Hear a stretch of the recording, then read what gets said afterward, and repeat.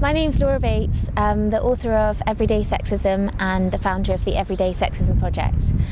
One of the things that we've championed through the Everyday Sexism Project is the idea of shouting back. It basically just means standing up to gender inequality, standing up to sexism in all its different guises and in whatever way feels easiest and works best for you. And it's really important to say that this is not about suggesting that victims should necessarily shout back in a given situation. It's not about putting the onus on them to respond in a certain way. It's much more of a wider concept about everybody in general stepping in and doing everything they can to fight back against gender inequality. Here are 5 of the different ways that people have told us that they are shouting back.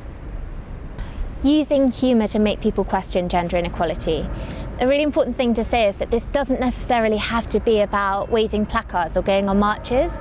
People can find really gentle ways of challenging the kind of normalised assumptions that we find so ingrained around us. For example, we heard from a guy who was out in the street when he heard 2 builders catcalling at a woman asking her, "Get your tits out."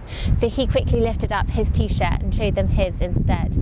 We also heard from one woman who said that she was so tired of men in the street shouting at her about how big her tits were that she started looking down at them and then screaming in horror as if she'd never seen them before. And I know it might sound minor and kind of flippant, but actually these are the kind of things that can make people reconsider the absurdity of things that they've always considered to be normal and just the way things are.